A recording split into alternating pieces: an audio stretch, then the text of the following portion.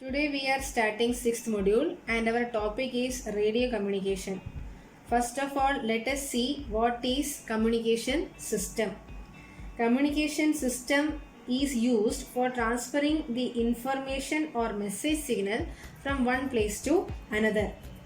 So first of all, we need a source and destination, right?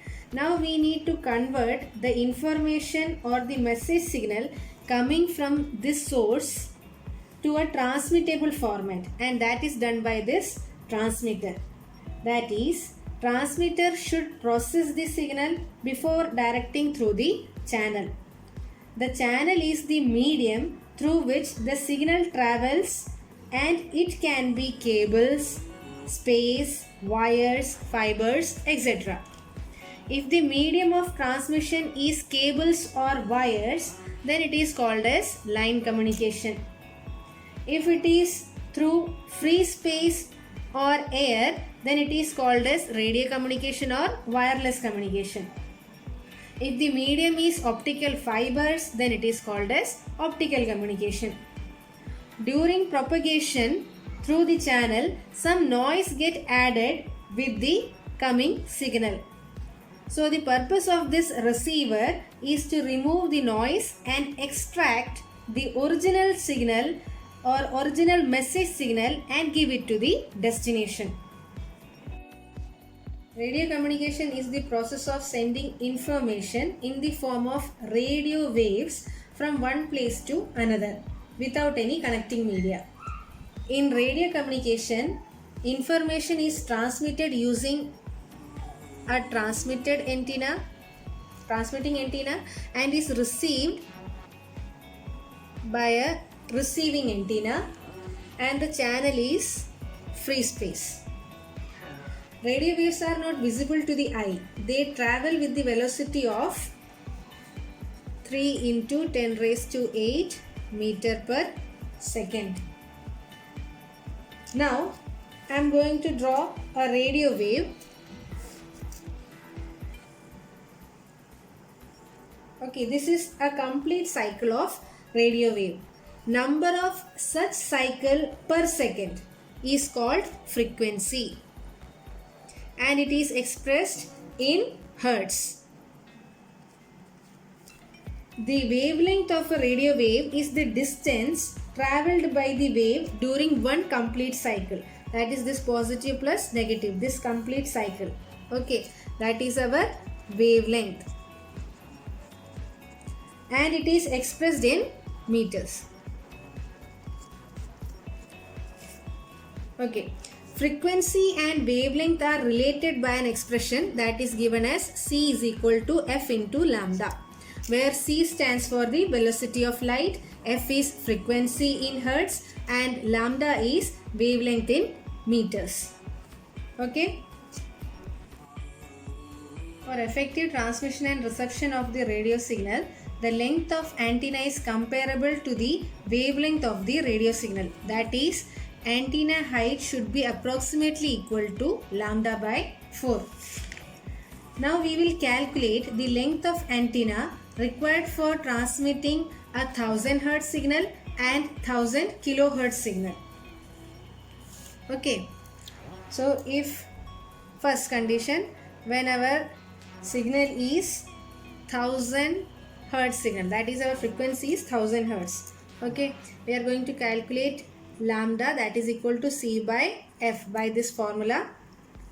So the C is the velocity of light, that is 3 into 10 raised to 8 divided by frequency, that is 1000 Hz. Okay, so by calculating it we will get 3 into 10 raised to 5. Now antenna height is equal to lambda by 4, and it is equal to 3 into 10 raised to 5 divided by 4, and that is equal to 75 into 10 raised to 3, that is 75 kilometer. Okay. Now second, for our signal 1000 kilohertz, when our frequency is 1000 kilohertz, again by using the formula lambda is equal to C by F, C is equal to 3 into 10 raised to 8 divided by frequency, that is 1000 kilohertz. Okay. So after solving it, we will get it as 3 into 10 raised to 2. Now antenna height, that is our lambda by 4, that is equal to 3 into 10 raised to 2 divided by 4. And by calculating it, we will get it as 75 meter. Okay. So by comparing, we can see that for 1000 hertz, our antenna height is 75 kilometer, but for 1000 kilohertz, our antenna height is only 75 meter. We can see that 1000 hertz signal requires 75 kilometer antenna, while for transmitting a 1000 kilohertz signal, we need only 75 meter antenna. We know that audio frequency ranges from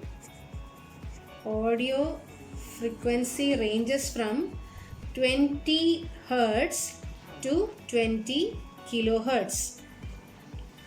For transmitting this audio signal directly through the transmitting antenna, we need kilometer size of antenna. So somehow we need to translate the audio frequency signal to higher frequency signal, and that is done by modulation, with the help of modulation. Okay. So modulation is the process of placing of lower frequency signal or information signal over a high frequency signal, so that the high frequency signal carry the information signal. Modulation is the process of placing of information signal over high frequency signal. Okay. So that the high frequency signal carry the information signal from source to destination. This high frequency signal is known as carrier signal or carrier of information. A carrier signal is mathematically represented as